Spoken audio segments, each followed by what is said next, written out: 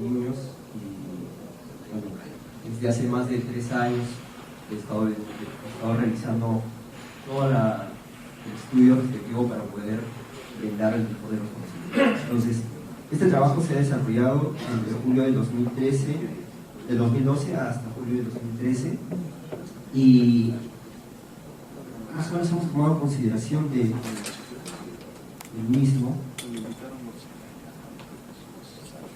porque como ustedes saben, ¿no? Ok, bueno, ante todo no hay conflicto de intereses para poder realizar el trabajo. Entonces, los objetivos del trabajo son demostrar la eficacia y seguridad en la utilización del sistema de placas LSP en cadera pediátrica y hacer un análisis crítico de los resultados obtenidos. Como sabemos, durante muchos años las osteotomías subtrocantéricas de cadera para el tratamiento de las displasias en pacientes pediátricos fueron realizados con las placas anguladas.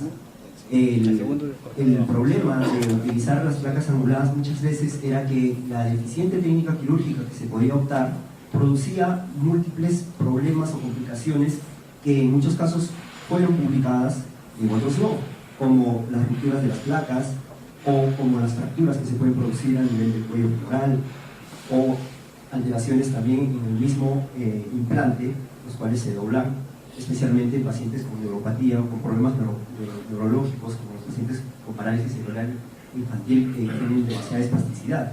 Entonces todo eso llevó a que haya un desarrollo muy similar al de los pacientes geriátricos, en los cuales se viene utilizando con éxito ya el sistema de estabilidad angular dado por las placas LSP o de bajo contacto. Y pues entonces, aún en los grupos experimentados, con más de 100 caderas evaluadas, las tasas de complicaciones con el sistema, especialmente de placas anguladas, correspondía a un 9% aproximadamente. La pregunta sería pues si la tasa es mayor en series que no han sido publicadas. Y bueno, ahí tienen algunos estudios en los cuales se evidencia este tipo de complicaciones. Entonces, el objetivo de nuestro era utilizar una técnica que la vimos desarrollar en Venezuela durante la rotación que tuvimos y consiste en la utilización de las placas pediátricas LSP, en este caso proporciona la compañía de Puy-Sintes, y en nuestra data nosotros tenemos 22 caderas operadas en 12 pacientes, en los cuales, como ustedes pueden observar, la mayor parte de los casos eran pacientes con parálisis cerebral infantil, un paciente con mielomeningocele y un paciente que tenía una anteversión femoral, digamos que persistía en el tiempo. La valoración prequirúrgica la hacíamos midiendo la anteversión femoral de acuerdo a la técnica descrita clínicamente, utilizando la medición del ángulo, como se puede observar aquí.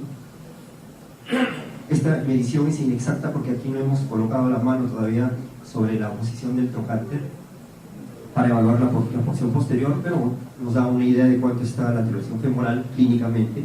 Además de eso, hacíamos la evaluación radiológica prequirúrgica midiendo el ángulo cérvico-diaficiario, ¿no? que como ustedes pueden ver es un ángulo de cérvico-diaficiario muy aumentado, y utilizamos la valoración de la displasia con el índice de degradación de Reimer o con el ángulo centro-borde que nos ayudaban a tomar la decisión de la balización respectiva. Entonces, una vez que nosotros habíamos planificado nuestra cirugía, lo que procederíamos a hacer es la técnica quirúrgica. En la técnica quirúrgica nosotros hacemos, en la mayor parte de los casos, como es una cirugía multinivel, la utilización de, en primer lugar, la toxina botulínica para disminuir la espasticidad, y posteriormente colocamos al paciente en decúbito supino.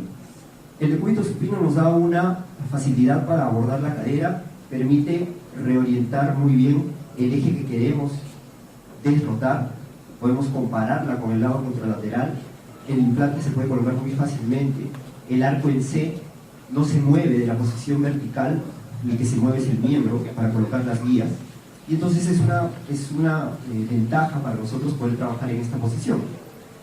Entonces aquí, como ven, ya están colocadas las guías, ¿no? Y creemos fundamentalmente que el éxito de toda la cirugía, o en muchos de los casos, corresponde a la colocación exacta de las guías. Las guías deben estar colocadas de tal forma que puedan permitir el ingreso de 2 tornillos a nivel del cuello femoral en algunas de las placas, o un tornillo, y otra a nivel del cálcar. Como pueden ver tanto en la imagen antero posterior como en el perfil, podemos observar que el clavo guía está centralizado. Posteriormente se terminan de colocar las guías y se realiza la osteotomía. Finalmente, la colocación de la placa. Entonces, en el postquirúrgico nuestro no utilizó ningún paciente que va a necesitar transfusiones. Un solo paciente, que fue el más pequeño de todos nuestros pacientes operados, que tenía 4 años cumplidos. Le pusimos una espica de protección. ¿Por qué? Porque el diseño de las placas es diferente. En el sistema que corresponde a las placas de Dupuytren's, tienen un sistema de 2.7 milímetros en los cuales solamente un tornillo va al cuello cervical, y después posteriormente tienen otras placas de 3.5 y 5.0 que tienen 2 tornillos, lo cual da mayor fijación a nivel del cuello. Entonces nosotros utilizamos en el paciente más pequeño una placa de 2.7 y por lo tanto teníamos que protegerlo. Los movimientos, la hospitalización en promedio fue de 2 días, los movimientos pasivos promedio desde el segundo día, y la carga progresiva se comenzó a dar desde la segunda semana hasta la 4, para completarlo con carga completa. No se necesitó ningún tipo de inmovilización adicional.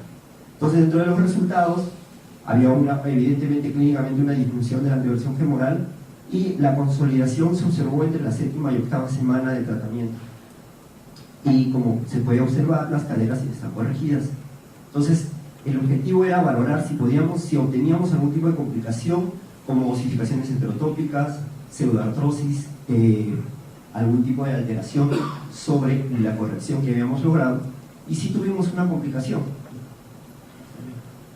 Bueno, dentro de los resultados existe diferencia significativa después de valorar ambos entre lo que significa el ángulo cérvico deficitario preoperatorio, que estaba entre 140 y 150 grados, y el ángulo cérvico deficitario postoperatorio, que está entre los 110 y los 125 grados, que corresponde a un ángulo cérvico deficitario que está en paro. Preferimos hipercorregir porque la espasticidad produce que durante el crecimiento pueda volver a balizarse la cadera y producir una coxa valga residual. Por lo tanto, preferimos utilizar una placa de 110 grados para aumentar la balización. Igualmente, existe una diferencia significativa estadísticamente entre lo que significa el ángulo de depresión femoral pre y el ángulo post, ¿no? Donde hay una disminución. Entonces, dentro de las complicaciones, como les estaba mencionando, justo en el paciente en el que solamente se utilizaba un tornillo, y además este es el tornillo de máxima longitud, se dobló el tornillo, y por lo tanto en la imagen lateral podemos ver que no hay corrección de la depresión femoral. Entonces es la única complicación que tuvimos, a pesar del uso de la espica. Entonces, una de las conclusiones es que de repente utilizar placas en pacientes muy pequeños no sería lo ideal, a menos que pues haya una subluxación muy evidente o una preocupación por la luxación ya. Entonces, la discusión nuestra es que la tasa de complicaciones en nuestra serie es similar a estudios con placas bloqueadas, otros estudios, menor en relación a estudios con placas anguladas, que son del 9%. Las menores complicaciones se deben sobre todo a la correcta planificación preoperatoria y una correcta aplicación de la técnica quirúrgica, y preferimos la posición supino por las ventajas presentadas, a pesar de que algunos otros grupos prefieren la posición de decúbito lateral. En la mayor parte de los casos, la balización se fijó con placa de 110 grados, por la elasticidad no se requirió de protección adicional, la consolidación entre 7ª y 8ª semana, la única complicación de pacientes PCI 4 años con una placa de 2.7, y obviamente es un estudio con limitantes porque es un estudio retrospectivo, no tiene un grupo control con otro tipo de técnica o implante, y la edad es pequeña porque se valoran pacientes que tenían un seguimiento de 2 años, pero digamos durante el tiempo de operación fue durante un año. Entonces, las conclusiones son que el sistema de placas con estabilidad angular LSP pediátrico demuestra ser un sistema seguro, eficaz en el tratamiento de la patología de cadera, especialmente la neurológica, que es nuestra data, y la curva de aprendizaje no es compleja. Sin embargo, los resultados favorables se obtienen siguiendo una correcta planificación y una técnica quirúrgica adecuada. Agradecer los maestros de la residencia, a los maestros del extranjero que nos ayudaron a aprender un poco más, a nuestros pacientes, a quienes debemos nuestra carrera, y a la familia por la cual seguimos avanzando. Muchas gracias.